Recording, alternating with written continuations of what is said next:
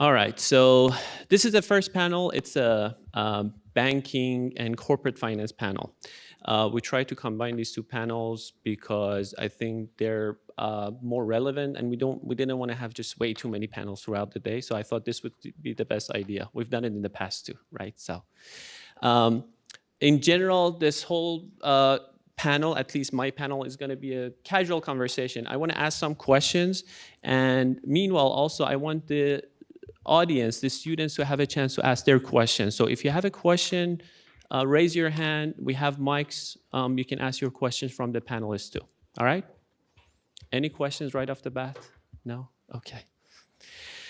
All right. So I want students to get to know you guys, right? So let's have a short and sweet introduction. And just mention something fun about yourself, something that if you send a CV out, it's not going to be on it.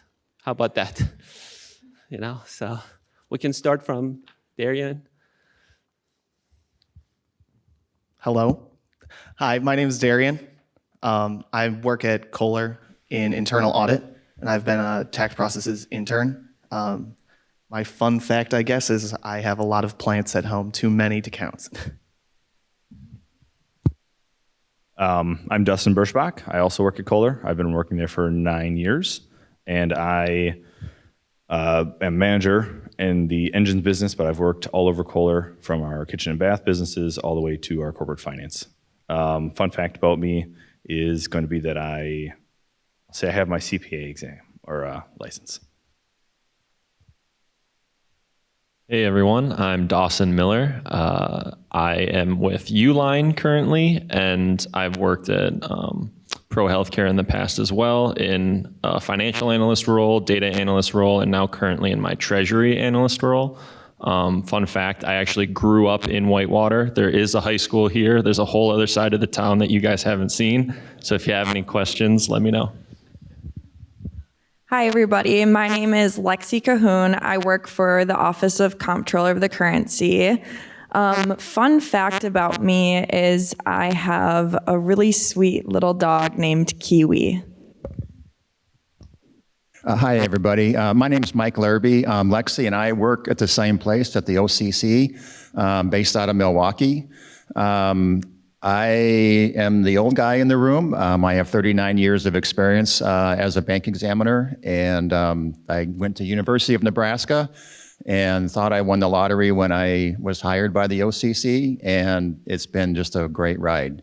I still am a Husker fan, even though they don't look so good in football anymore, but I still am. Good morning. My name is Melissa Torres. I work at Oak Bank in Fitchburg, just outside of Madison. We're about a $430 million bank, and I work in loan operations. I'm the vice president of loan operations. Mike's group, or actually the FDIC regulators like him, oversee our bank. So we definitely talk a lot together and work together. But fun fact about me, I've been in banking for about 30 years, and maybe like Lexy, we just got 2 new puppies. So we're really inundated with lots of 2 dogs right now, so. Good morning, everyone. My name is Jaime Wolf. I'm with Rockwell Automation, which is in downtown Milwaukee. I've been there for more than 20 years. I've kind of done a little bit of everything, some accounting roles, some FP&A roles, and more than a third of my career is now probably more in IT-like roles. I own all of the financial systems at Rockwell, and I'm also a co-manager for our early career programs. Something fun about me, I grew up in a fairly small town. I graduated number 3 in my class, which sounds impressive, but we only had 42 graduates, so. Thank you, that was awesome. So we want, our students, some of our students, they may not even know what they want to do after graduation, right? So that's something. I actually had the slides, I guess I forgot to show. I wanted to show you guys the makeup of our students. Actually, it's not a bad idea to show. It's okay. I want to show the makeup of our students here throughout the day. So as you can see, we have, perfect. We have more than half of the students here, freshmen, less than half freshmen and sophomores, and then we have about 55% juniors and seniors, right? And if you go to the next slide, we have the majority finance majors, but we have also non-finance majors in the room. So I want you to explain, what does it mean to work at your firm? What do you do? Like, if you can tell them a little bit more about what you do on a daily basis, so they understand what does it mean to work in the banking industry or do corporate finance type of job. So who wants to go at it first? Okay. Mike and I will probably lead this off, so feel free to jump in if you want. So we are an agency, a part of the U.S. Department of Treasury. So we're the Office of Comptroller of the Currency. So essentially, we regulate nationally chartered banks. We assess banks' risk management practices, the quantity of risk. We go to banks all across the country. The Milwaukee field office, we focus on Wisconsin banks and Upper Michigan, but different, we can get different assignments at larger banks like US Bank, Wells Fargo. So we're really all over the country regulating nationally chartered banks. Do you want to add anything? Yeah, we basically want to make sure that, if you have your money in a bank, right, if you have a checking account or a savings account, we want to make sure that when you want to get your money out, you can get your money out. And so we want to make sure banks are following safe practices, following all the rules and requirements. Outside of being a nuclear power plant, banking is one of the more heavily regulated industries. And so our job is essentially to go in and make sure that they're doing things the right way. Bank failures are not a good thing. And so our job is to help make sure that banks are safe and sound. And they, banks, they finance ag operations, they finance businesses, probably Uline, Uline borrows from a bank. But a lot of businesses borrow from banks, and so our job, as Lexy said, is risk management, making sure that they make good decisions on a regular basis. Well, and I can dovetail off of that because I work in a bank. So on a day-to-day basis, what my department does, I oversee loan operations. And so what that means is if you go into a bank and you apply for a car loan or a house loan or a business loan, my department then, once the loan is approved through our credit department and our commercial lenders, my department will get you your legal documentation. It's our job then to make sure that our lien is perfected. So if we take your car or your house as collateral, we have to file things to make sure that we take what we want to have as collateral. So if you don't pay us, then we take that back and liquidate it. That's what our regulators oversee, is making sure that we're doing that on a safe and sound basis. We're not loaning you 100% against the value of your home or your car. And conversely, we're monitoring our portfolio on a regular basis. So it can also mean, in my prior life at another bank, I oversaw credit risk. And what that was reviewing appraisals that came in on commercial loans, commercial properties, home loans, managing the portfolio, the loan portfolio. And what that was a lot of data analytics, knowing what you're lending in, knowing the market values, the economics of those areas, knowing how your borrowers are performing, what are their cash flows, analyzing those on a regular basis. And then also on kind of the bad side of that, working those out. So if clients couldn't pay, they came to me and we tried to do what we can to keep you in your home or keep your car with you. But if at the end of the day you couldn't afford it, we took it back and we liquidated it. So banking has a wide variety of occupations within just the bank itself. It's not always just tellers and lenders, but there's IT personnel, marketing personnel, like corporate finance, CPAs that work in the finance area. So there's a wide variety of banking positions within banks themselves. Yeah, absolutely. Yeah. So from a corporate FP&A or just corporate finance, I guess, to generalize a little bit more, sort of like what Melissa was saying, how in a bank there's lots of different kinds of positions. I would say the same goes for corporate finance. At Rockwell, for example, it's a larger company. We basically, finance is the term we use for everything from basic accounting to audit, right? And then, business unit, finance assistance, as well as, all the way into things like I've been doing, right? Like recently where I own the financial systems. So a really broad opportunity for things to do. Okay, so corporate finance folks, go. Yep. Yeah. So at Kohler, much like what was said, was finance is the term for everything that covers audit through planning, through tax, mergers and acquisitions. So at Kohler, there are corporate positions that will cover your general positions that deal with either regulatory, accounting, your tax, your audit. We have an economics department. Those are a lot of our corporate roles. We also have business-specific roles that are going to deal with your manufacturing processes.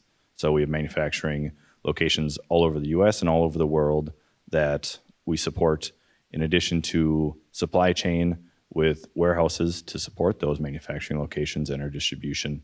So from a day-to-day, depending on the role that you're in, you can cover a ton of different topics.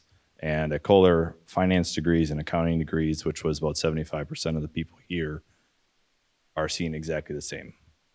Finance or accounting, you learn the same skills to understand looking at numbers, doing an analysis, and then from that analysis, we really advise the business on here are the next steps that you can take. Here's kind of where you've been, where we think you're going to be going, and some steps you can take from a strategic standpoint and from a cost pressures correction standpoint. Darian, do you want to go continue? Okay, let's just, there you go. How about you, Dustin? All right. So at Uline, again, from the corporate finance side, we have jobs in many different departments, credit and collections to tax, accounting, finance. The role that I had was in FP&A as a financial analyst. And our main role was mostly budget and forecasting, helping our branches across the country. So essentially just running them through their income statement line by line, going through their sales models, their labor costs, all the expenses that they incur over the year, and also just their operations, so that you get just a wide variety of knowledge just going through all that information with any business. And Uline being a distribution business, you gain a lot of knowledge in a field that you're not normally familiar with, but you'll have that with any company. And now in my treasury role, I'm working from the private side of the business with the banks, mostly just working on our investments that we have with them, managing our money in our bank accounts and making sure that we're able to pay all of our bills without any overdrafts, or just really being smart with earning money passively is kind of my role now. Not really letting the banks, right, make some money off of you, right? That's what. Okay, so next week is our career fair. So, what do you recommend students to do at a career fair? If you want to give them any tips for, let's say, if somebody's interested in corporate finance, what are you looking for if you're hiring? What are you looking for if you would like to get somebody to work for the banking industry? What are the characteristics, that you look for? What can help them to succeed when they go walk into a big room of career fair? So, who would like to go? I think Darian, you can. You are. Yeah, you're. So I took it a Darian's little still easy senior, so earlier. you can connect. I'll Yeah, take this one first. So one of the big things that I know that Kohler looks for is they look for people with high academic success. And they also like to look for an engagement to learning continued past college. Investing in yourself is a huge skill, and that's something that they really want to emphasize people to do. And people with drive and motivation to get things done almost unsupervised is also a huge trait that they're looking for. Yep. So I graduated from here 9 years ago. I went to we didn't have a finance day then, but we did have a career fair. And after that career fair, probably 1 to 2 weeks after that, we had on-site interviews. Not sure if they have those right now, but I was able to schedule my interview with a couple of companies earlier. They had pre-register for those on-site interviews. I took that opportunity to then go to the career fair, a week before and talk to those companies, learn a little bit about them, show some interest. A lot of the times people that go to the career fairs are the same people who are going to be interviewing you. So if you have that touch point of you've, number one, already scheduled an interview with them, then you've went to the career fair, reached out, learned a little bit about them. They now have name recognition, face recognition. It is not going to hurt you. From there, like Darian said, that self-motivation, you've already, again, shown 2 times that you're willing to put yourself out there and actually try to get a career. Beyond that, the continued learning, being involved in things, engagement is really important, not just engagement at work, but making sure that you have that good work-life balance. So making sure that you're enjoying your life, engage in other things is also something we look for, showing that you do have other priorities, and as you have other priorities, you're going to make sure you're also successful in your career so that you can do those other things. As an early career manager, I would actually also say, so like Darian already said this, right? Like I would say like a visible natural level of curiosity, right? And that's just simply like going up and talking to people, asking about the company, what roles are available, things like that. But I would go even a step farther and encourage all of you to, when you kind of get to a point where you're interviewing, to make sure that you are doing some homework on the company you're applying for. Trust me, questions are going to come out of your interviews that, you don't want to feel whatever, right? Because you are like, I have no idea what you make. So Kohler maybe is slightly more, familiar to consumers, right? No one knows what Rockwell Automation does. So do some homework, no matter who you're interviewing with, do some homework. And then I would say just from like, skill sets or type of, not that it's a personality, but being able to collaborate and demonstrate that you have the ability to collaborate with others and at any level, still able to work on your own, just like you guys said down there, but being able to collaborate, make sure that, you're inviting people into, decisions and things like that. If you're working on like, say, project work in school, make sure that you're like including everybody, bring everybody in, because it's an important trait that we're looking for at Rockwell. Agree with all of that because I've been interviewed, actually have an open position. So if anyone is interested in loan operations in Fitchburg, Madison, feel free to reach out. But what I was ready to hire a lady on the spot, a younger woman, and I asked her a question about our bank, like to see what she knew about our institution. And the answer that she gave me was, oh, you guys are only like 40 employees. You're only one location? Oh, I didn't really realize that. And just the tone of that answer made me right away turn her away because obviously she didn't do a little bit of homework to know who we are and what we do and what we stand for. And that's all on our website. So that's easy enough information that you guys can grab just to kind of see who it is that you're talking to and have just a little bit of an idea, but always have questions ready for that person that you're talking to. But what I'm looking forward to is just the ability to have a conversation, to be able to show initiative, to come to me if, hey, I've got a few extra minutes when we're talking within a conversation. I want to know that you'll be able to come out and say, I got a few extra minutes, what can I do for you? Versus me always having as a manager to come to you and go, hey, it looks like you're just hanging out here. Let's put you to work sort of thing. So we're definitely looking for more initiative and just that ability to have conversations and, work with the different personalities and different generations within your organization. I would agree with everything that's been said so far. One thing that's unique about OCC is about 95% of the people we hire are you, right out of college. We do hire some experienced hires in some of our very high-end technical skill sets, but the vast majority of them are people right out of college. And the reason we do that is because we want to teach you how we do what we do. And we want that you to have a firm foundation in business, in finance, accounting, those types of skill sets. But what I'm looking for at Career Day is, can you communicate? Communication skills are a lot harder to learn and teach. We can do that, and written skills are really important as well. We do a lot of writing. I mean, Lexy can can confirm that. We do a lot of writing, and that's actually some of the feedback that we've gotten back from some of our new hires. They say, wow, I didn't realize you guys do so much writing. And so we do a lot of writing.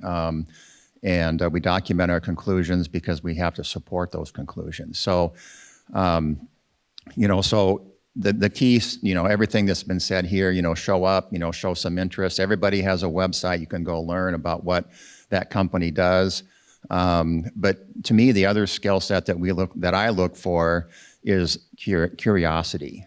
I want people that are curious enough to not just take the first answer they get from a banker. I want them to ask the second question and the third question to make sure they really understand. Not that bankers lie, but sometimes they don't always tell everything that we want to know. And so having that curiosity to ask that next question to get really behind everything that is going on.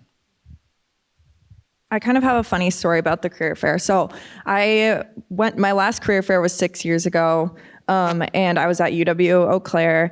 I went there fully knowing exactly which employers I wanted to talk to. So when I got there, I think maybe 1 out of the 6 employers were actually there. So I was just wandering around, and all of a sudden somebody from the OCC stopped me, and they were like, "Have you heard about the OCC?"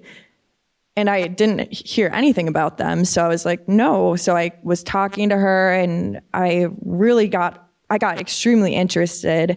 And I guess the moral of the story, and now I have a job, but the moral of the story, the moral of the story is be open to like exploring different companies, because you never really know. I mean, there are so many different companies that come to career fairs. I would just say, look on the website, do a little bit of research, and don't be afraid to like steer off of your path. So like I wanted to go to these 6 employers. Only 1 of them was there. So I started talking to other people in different companies, and I got so much interest from so many different companies. So I would say just be open, do some research, and then don't be too nervous to talk to us. I know it can be a little scary. I was so nervous to talk to people, but they want to talk to you, and they want to get you a job. So I guess that's probably my best advice for going to a career fair.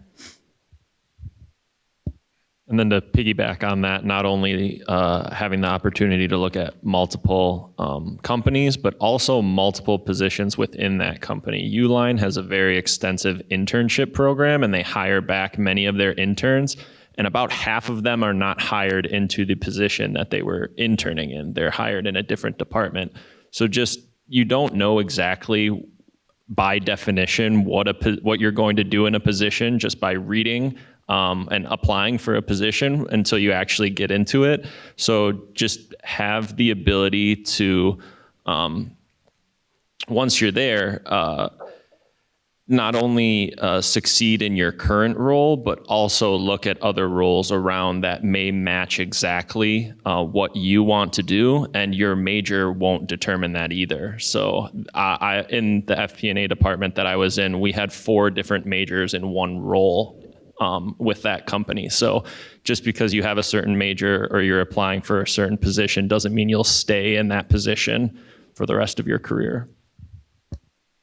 Yeah, these are really great tips. I guess life happens when you're busy planning for it, and that's a perfect example.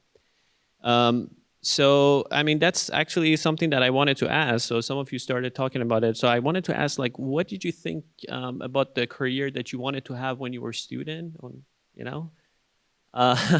And now with more experience, how did it turn out? That meme that we had on TikTok, how it started, how it's going. So you can go. I will go. I'm still a student, so I guess my experience is probably the least impactful compared to some people who've probably had a career path way longer than me.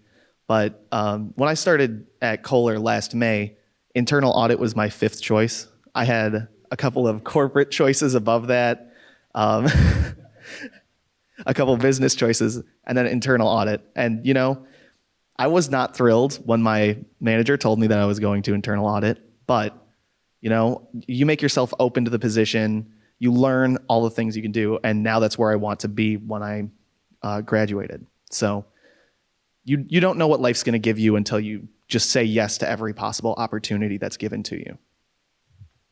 It's probably good for you. I think we have an opening in internal audit, just so you know.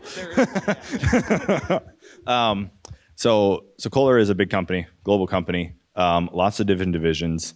So everyone probably knows that we're a plumbing company. A lot of people know us from there. I happen to work in engines. We're also an engines company. And then I have a Whistling Straits. Yes, good. Whistling Straits shirt on. We're also in hospitality. So the Ryder Cup that just happened last year, that was at a Kohler course. It was all over the TV. That was from Kohler. But a lot of people don't know that Kohler does all these different things. What that leads me to is, so Darian has interned with us twice. He's worked in 2 different departments. When we hire on our new associates, they go into a rotational program and they rotate to a new department every 3 months. It can be longer sometimes, shorter sometimes. What it gives you is a good taste or flavor of what's at the company. And as you're in that rotation, you're allowed to apply for any opening roles at any point in time. So if Darian starts in December when he graduates and that internal audit role is still open, he doesn't need to rotate. But if he wants to rotate, he can. I have had 4 or 5 different roles at Kohler in my 9 years there, all ranging from a group consolidation role, a manufacturing support for one of our plants out in Philadelphia, a corporate role where I supported our corporate IT and our maintenance team in Kohler, and now I support engines from forecasting and planning. So what I thought I was going to do and be interested in when I entered the workforce, I was able to test a whole bunch of areas to know exactly what I like and don't like. And at bigger companies, oftentimes you'll be allowed to choose what you want to do versus what you were hired in at. That's at least available at Kohler, and a lot of my colleagues outside of Kohler have had the same experience. I'd like to say that I'm sort of like this weird poster child for this example. So I mentioned that I've been at Rockwell for more than 20 years. I started as an accountant. I'm a CPA. I've been there for 20 years. I think that I'm on my 14th job at Rockwell. And 2 of my roles I had for more than 4 years. So it's kind of like I moved fast. But I've done some, I started right when I did my introduction, I've done some accounting roles. I think maybe like 4 of them were accounting roles. I've done business unit finance. I've done essentially corporate finance. I helped implement SAP at Rockwell, and now I own these financial systems. So some of those moves were of my own doing, right? Like I applied and went through all of that. And then some of them were, I call it tapped on the shoulder. I was tapped on the shoulder, I think 4 times in my career. So like things I wasn't thinking about at all. And then they were like, hey, we think you'd be really good at this. Yeah, let's do it. So keep an open mind. Like you just never know. It's like a river, right? Long and winding path. Just take it, lean in. I think it's just really important that, we all try to, we're open to all kinds of unique things, right? I mentioned earlier that OCC, we want to hire all of you right out of college because we want to train you the way we want you to do things.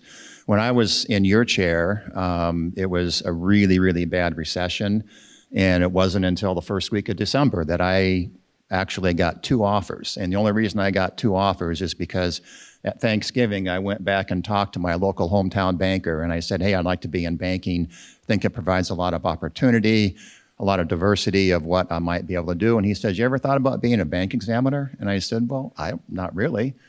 And it was literally at that time that OCC lifted their hiring freeze and they started hiring. And I was offered a job there. The other job offer I got was being a loan collector at a bank in Lincoln, Nebraska. And I thought, I don't want to go out and collect loans. And so one of the things that I really love about OCC is, as Melissa can attest, anything that a bank does, we need to do as well as the bank does. And so we have IT examiners because IT risk is huge. Cyber risk is huge right now. We have credit examiners. We have compliance examiners. So when Melissa is making that consumer loan, there are a ton of regulations that she has to adhere to, and we have to be able to assess. There's liquidity and capital and earnings and interest rate risk. There's all kinds of these unique things. And we have people that do that all day long, 365 a year. But we also have generalists, and Lexy is a generalist. I grew up as a generalist, but I've done a lot of that work in my past. And so what I wanted when I went to college, I wanted a job that got me up in the morning every day, got me excited about being at work, and provided me all those opportunities that if I didn't like this, there's still this I could do. And so for me, OCC, like I said, I think I won the lottery when I got the offer, so. And when I was, ever since I was a little kid, all I wanted to do was be a bank regulator. No, I'm just kidding. That's a joke. But anyway, so my mom was a loan officer when I was growing up, and I kind of wanted to go into like the banking industry, similar to her. So I started off at a bank in college, and then that was kind of my direction, banking. But I'm pretty happy to be at the OCC instead of like at a bank position, because with the OCC you get to review all different areas of a bank. So with being in, I guess for the OCC, like Mike, kind of piggybacking off of Mike, I'm not just doing one specific area. Like I'm not just focused on information technology. I'm bouncing back and forth between information technology, the bank's capital, earnings, all different types of banking areas. So yeah, I guess in general, I knew I wanted to be in banking or some sort of financial industry, but I didn't know a whole lot about the OCC until the career fair. I was just going to add, I think when I was in my college career, I wanted to be a CPA. Like that's my focus. That's what I wanted to do. But life came and threw me a wrench. I ended up getting married and kind of just had to get through school. While I was going through school, I was a teller at a local bank.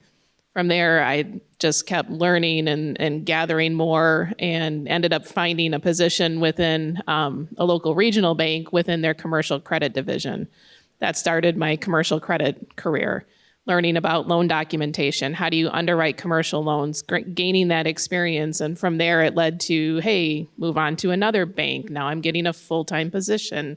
From there, I just took the initiative to really dig into the systems and the processes and the computer systems and how does it work and why do you have certain specifications the way you do so that your loans bill a certain way. So I've really dug into loan operations and the computer systems and learning a little bit more on the IT side. But from there, the bank tapped me on my shoulder and said, hey, we need a credit department. Our regulators are telling us we need to take the decisions away from our lenders. We need an independent credit decision. Can you start us a credit department? That led to, hey, let's do that. Develop the forms and how are we going to underwrite and track for things? And then from there, it led to, hey, we need a credit risk department to oversee as the bank continues to grow. Here are different positions that you need to think about. And your regulators are telling you, you need to make sure you're doing these things as well. So those are the opportunities that I've, one, been tapped on the shoulder with, but then two, during the last recession in 2007, 2008, I took the strategic move to work with the FDIC for a couple of years as a contractor, going to the banks that were struggling and failing and examining them, and gained a lot of experience from that and from my FDIC friends to learn what not to do on the banking side, and then went back to banking and continued to work in credit risk and loan operations. So there's been some taps on the shoulders and some strategic moves, but those are all things to be aware of as you're don't have such a focused vision right now on where you want to go and what you want to be, but be open to other things that come your way or that you may not realize, and take them when you can.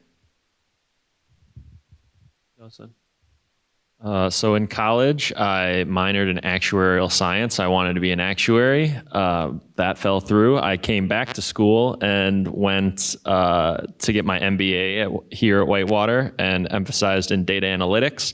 Got a job in finance, moved to a data analytics position, went back to finance, and now I'm in treasury. So, and risk. And so with the risk side of that, I am dealing with our company's insurance. So full circle, kind of back to actuarial science, not really, at least kind of touching it.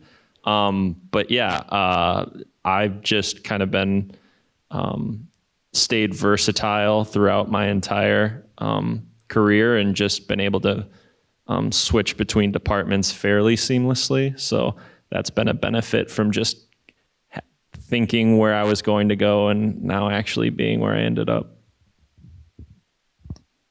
I guess it's meant to be, so. So if you look at the audience, you hardly see female students. We're growing our female presence in general in the finance. Since 6 years ago when I joined, I had 1 or 2 students in my classes. Now we have much more than that, I can tell you. Now, I made sure our panel has all types, diverse enough when it comes to experience and when it comes to male and female presence. As a female working in finance, what tips do you have for the female students we have in general? Anything you can tell them that helps? This is something I heard from our board members too, the FMA board member. For the first time, we have, by the way, both president and vice president of FMA female students. So, I mean, I think that's huge. But what tips do you guys have for them? I would say just be confident in what you know and your presence, and just be able to, portray yourself as a, I don't want to say educated, but you definitely an educated female professional. I've worked with some women that are like bulls in a china shop, and they just have, ultimate goals to move forward, and sometimes that works and sometimes it doesn't. For me, I guess what I've done is I'm comfortable where I'm at in my position. I don't want to be that top dog, but some people want to be that. I'm confident enough in my presence, in working with my manager and those that matter to me and within my employees and my organization to be able to say, I want to move up, or I want to, do the best that I can do. So my advice would just to be confident in who you are and what you know, and, put yourself out there and be willing to take some risks. And I would say that, so first of all, at Rockwell, I think that we're, it's an evolution. We're continually working on diversity and inclusion across the board. That doesn't mean that, for any white students or male students, I would say that you should not feel threatened.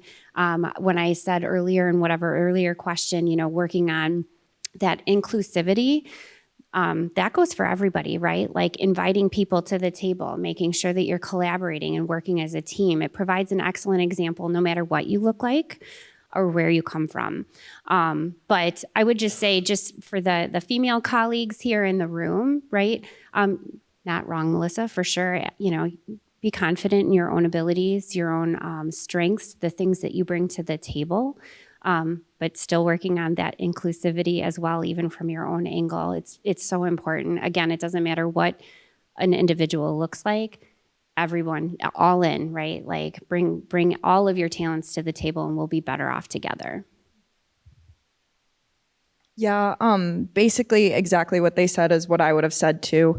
And then, yeah, just be confident. Don't be nervous to just be ambitious. I know Mike probably gets really annoyed with me for how many emails I send asking him if I can have this assignment, this opportunity. So don't be afraid to speak your mind and don't be afraid to be confident. And we talk to a lot of different senior management that are mainly older men. And it can be a little intimidating because you're like a young girl who, I mean, you don't know much about, I mean, they've been working there for 30, 40 years. They know a whole lot about their bank. So just be confident and just keep your head down and do the work so that you can prove to them that you're capable of doing it and you're gonna do it well. I actually have a question for the panelists here. So Kohler has seen the same thing that you're talking about, where we've had a disparity, especially at the top level, but kind of throughout the organization. We have a women in the workplace team that has started actually during COVID to help address some of this stuff. As part of that, we've asked, our younger associates to reach out to those successful either women in leadership roles or manager, even executive level. How do you guys feel about, those younger associates reaching out to you, understanding what it takes to get to that level? How do you balance, family versus work? There are a lot of issues that men don't face, especially with, childbirth and raising a child that I can't speak to, but that's where we always encourage them to talk to women in that position that have gone through it. Yeah, Rockwell actually is, I'm quite proud of the mentorship that our company encourages. And it's not like how you were saying about like the women in leadership. It's actually across the board, that female colleagues should be reaching out even to the male, senior leaders or whatever to kind of talk about, because it kind of gives some development, right, for the male leadership as well, exposes certain things that maybe they're not as familiar with. But yeah, no, we encourage mentorship across the board. Mm-hmm. We're a really small organization. Only about 40, 45 people, but the bank does encourage. Where I came from, it was about 200 employees, and while it's easy to talk work-life balance and things like that, it's like I called Mohammad today at 8:00, and I'm like, hey, I got to drop my daughter off at school, and usually that's all on me. Doctor's appointments, dental, whatever, orthodontics, sports, you name it, that's usually on me. But I run a department of 7. I manage loan operations. That's a huge area for a bank of our size and a lot of responsibility on me. So the work-life balance that my bank encourages is to do those things, but they do expect you to get the work done. So it's a hard balance that you have to manage. And I think for women that those pressures are just put on them a little bit more because of just the nature and how your dynamics within your family works. For me, how I manage it is I may come in on a Saturday. I don't do it all the time. Last night, I did a little bit from 10 o'clock to 11:30. My IT shuts me off at midnight, so I know I've only got that amount of time. I had to get a loan ready for a closing this morning.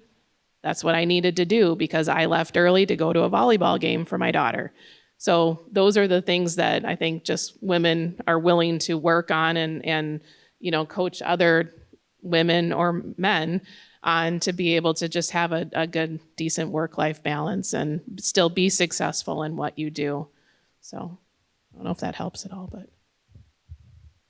For the OCC, we have incredible benefits and a diversity program where we really push for diversity. And I know work-life balance is great. We work every other Friday. Sometimes you can even choose to work Monday through Thursday. So, we have so many different programs for work-life balance. And yeah, I would say with my career at the OCC, I haven't ever felt like, I haven't really felt like there were any opportunities that I wasn't able to get to because of being a woman. So yeah, I think we have a really, really good company for that. Yeah, we've come along far, but we have way more work to do, I think. But it's very encouraging to hear that from all three of you. So I have more questions, but I want to open up to the audience, students. If you guys have any questions for any of the panelists, there's going to be a mic. Yes.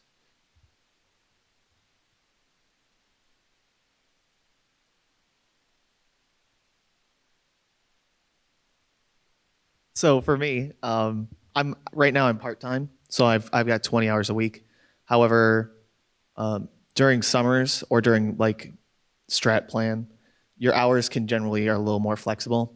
So it can go anywhere from like 35 with flex hours in the summer to like 55, depending on if the work is tough and needs to get done.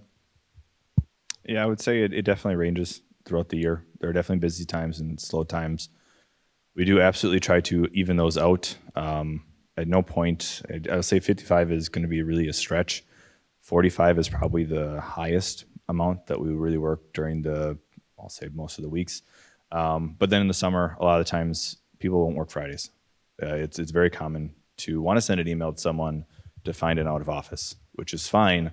Maybe not for you sending that email, but that flexibility is really nice to have. Yeah, I average about 45, and it bounces anywhere between 40 and 50, but on average 45. So we work 80 hours into every 2 weeks. So it evens out to 40 hours a week. The first 4 to 5 years, you're not allowed to work more than that at all. It's prohibited. Afterwards, you can, unless you get a prior approval from your boss, but after you can get comp hours for working over the 80 hours every 2 weeks. Yeah, the Lexy said it's prohibited. There's actually a law back in the 30s or 40s and I call it the child labor law. And for the first, until you become commissioned, which is roughly in that 4 to 5 year range, and Lexy just recently achieved that goal. We have a testing process. I would get in deep trouble if I had you work more than 80 hours every 2 weeks. And so you're technically prohibited from doing so. Once you get to a commission stage, the job has to be done. But normally we have to work within, so we drive to the banks, we work in the banks quite a bit. We do work at home, work in our office. But when we're in the bank, we have to be within their hours. And so some small banks, they may only be open from, 8 to 4, and so that's the time that we are generally there. The bigger banks, we generally have access in and out, so it's a little bit different. But we still try to follow a flex schedule. Either we have like every other Friday off, so we work 9 9-hour days and 8 on the first Friday, and then the second Friday off. Some people work 4 10s. Some people work 5 8s, 10 8s, so we have a variety of schedules that, will work for you. For the most part, unless you're higher up in the agency, you're working the 80 hours every 2 weeks. There have been times where I've put in a lot more because it was 2008, 2009, 2010, and the banks were in really bad shape. So I was going to say I average about 50 hours here and there, but like I said, I can come and go. If I need to leave early today, as long as I'm getting the work done, I may do 45 or 40, but I'm salaried. And so that's something important to know too. If your position is salaried, basically you're paid an annual wage. And whether you work 60 hours or 40 hours, you get paid. My associates that work for me, they're all hourly. And as part of our budget management, no overtime. So I try to keep them to about 40, 42 hours a week. I would say it kind of depends on what position you have, but there's an ebb and flow to all of the hours that people work, at least at Rockwell, right? We have literally today is New Year's Eve at Rockwell because at 9:30 is our fiscal year end. So I know that people have been trying to take advantage because the next 2 to 2.5 weeks are going to be a little crazier than average. We have, a quarterly, submission process, right? Like external reporting. So again, same kind of concept. So, month end, quarter ends can be a little bit heavier. But then we have all kinds of programming to try to help balance that out. I brought a colleague with me, Ryan Kusek is in the back. He can attest to during the summers, it's a little bit easier. I'm not sure that I quite squeaked out 40 hours every single week. But I would say on average, probably 45 again, depending on your role and what you're doing. Good question. Anything else? There we go.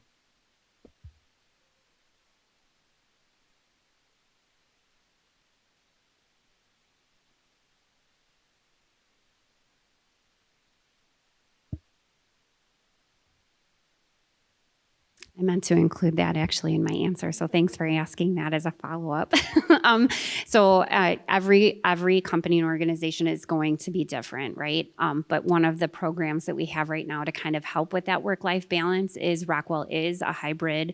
I think we intend to be that way for some time. So we're supposed to work at least 50% in the office. I think that we have some adjustments to make to that programming to make sure that it gets better, right? That the days in the office are providing that value that we're seeking as to why we want people to come in. I work 2 days in the office. I'm in finance. I can make the math whatever I want.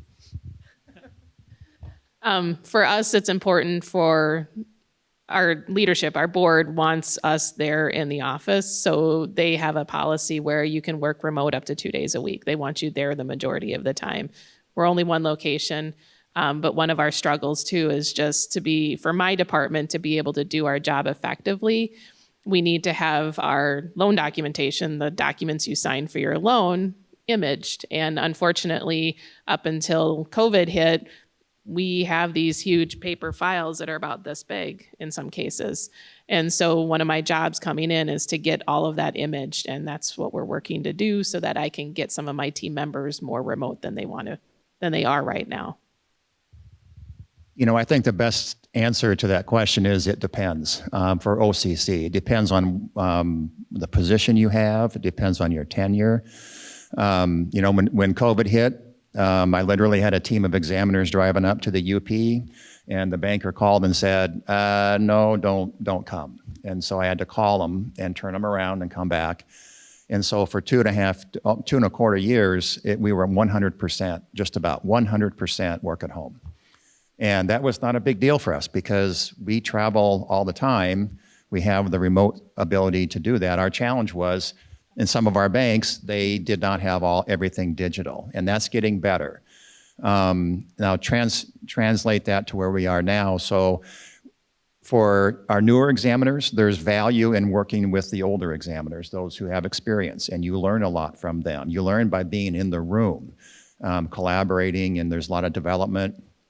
Banking is very complex at times, and so we want to have you learn from those other people. And so being with people is a good thing. I honestly don't care whether you're in the bank or you're in the office, as long as you're learning and developing. That's been my focus. And so, you know, pre-pandemic, we were 100%, just about, probably 95% either in a bank or in the office. And now, I don't know what that's gonna look like going forward. We're in this silly time of, well, what's it going to be? And as banks become more and more digital, we can work from wherever, or we can hook up wherever we have internet. There's an examiner that lives in Milwaukee. Her job is in Boston. That's where she works. She works for Santander Bank, for us at that bank. I don't think she goes there very often. Everything she does is digital. I think she goes there some, but she lives in Milwaukee. And we have a ton of people like that in our agency. So it doesn't really necessarily, like I said, so that's why I said it depends. It depends on your position, your tenure, what your goals are. But once you become a proficient or an expert, you know, we want to have that relationship with our bankers. We want to have some of that face-to-face time because they like that. But they also don't want us, you know, 10 examiners hoarding in the bank, you know, and you know, making a mess of things, so, and taking up all their time. So we have to balance that all out. Yeah, basically exactly what Mike said. There are some banks that need us to go in because they don't have like the ability to scan and then or like scan in the documents and provide it to us virtually, or some banks that just want us there and want to have like the face-to-face conversations and build some additional rapport. So he mentioned we travel to banks. How far is our farthest bank that we travel to in car? I think it's probably like 4 hours. 4 or 5 hours. We'll have to drive 4 or 5 hours. But then there's also banks that, so I was just in like Columbus, Ohio, because I was on a different team, and we would fly there. So it really depends. You'd fly Monday through Thursday or Monday through Friday, whenever whenever your leader wants you in. It really depends at whether the bank wants you to, whether the bank has a capability to, and whether or not whoever's leading the exam wants you to work virtually or in person. Yeah, it's really determined on what position you're in, what manager you have, and what the company policy is. So Uline, we're 100% in office all the time. In my previous role, it was about a 60-40 split, and my manager worked from home as much as she could, and I didn't work from home as much. I kind of relate it to my college days where I could not do homework in my dorm room or in my actual room. There's too many distractions. So I would go to either the library or Highland and do everything there. So that was just kind of ingrained. And I feel like I work that way as well. I can't work where there's too many distractions from home. So I prefer that, but it's really up to you when you have the option. Kohler's going to be roughly the same company policy. We try to target 50-50. No one comes in on most Fridays and Mondays, so you can always just say you're there on Friday and Monday and no one can tell you you're wrong. But what we've done is we've tried to explain to everyone why we want about 50-50. The reason why is really important. And as you're interviewing and talking with companies and they have a policy, it's good to at least understand why. The reason why we've chosen 50-50 is over these 2 years, while a short sample size, we've noticed that the people that have been coming in more have better retention, have been performing better, and are going to likely succeed better in their career because they've been talking to those senior people. They've had the interaction. It's a lot easier to ask a question to your colleagues when you just shout over a cube than when you have to inconvenience them by calling them up and hoping they answer. It is noticeable when you're looking across a larger sample size like we've had over this time period, and we'll adjust going forward depending on how what the results are kind of showing, but that's at least where we are right now with our policy. Well, if I can kind of jump on to Dustin's comment there, one thing as you guys are maybe interviewing and talking to potential employers is ask what their culture is when they're hybrid or remote, because it's up to a manager to make sure that if you are working remote, how do they keep their team members engaged and how do they keep you guys engaged? So you're not just left in your house by yourself to do your work and you just kind of don't even know where do you belong, who do you belong to, that sort of thing. So it was a challenge for me as a manager when we went nearly 100% remote during COVID to have regular Zoom meetings with my team, to find ways to be fun together over Zoom, however you could do that, to send them little packages here and there to make sure that they knew, hey, you're still valued, you're still here as an organization, but maybe not physically, because it's one thing to be in person and another thing remote. So make sure you understand why they're, like Dustin said, why they're hybrid or remote and how do they continue that culture within the team or within the organization. I guess just to add as a final thing, for me, my manager actually works out of Toronto in Canada. So I don't have that much interaction with my directs, but when I come into the office every Wednesday, it's more of there's the camaraderie with the rest of the team, and if I need a super fast question, I can just walk over to the VP's office and get stuff. It's just a lot of the focus has been on collaboration with the team with in-person days, because you just don't get as effective of that over Teams meetings. Awesome. Thank you very much. I know you probably have more questions. Me too, trust me. But we're running. I have a whole list. But we're running out of time. We started 5 minutes late, so I tried to make up for that right now. I want you guys, I don't want this to stop, so we're going to have a longer networking break right now. So I want you guys to connect with our speakers and learn more from them. But before that, let's give them a round of applause.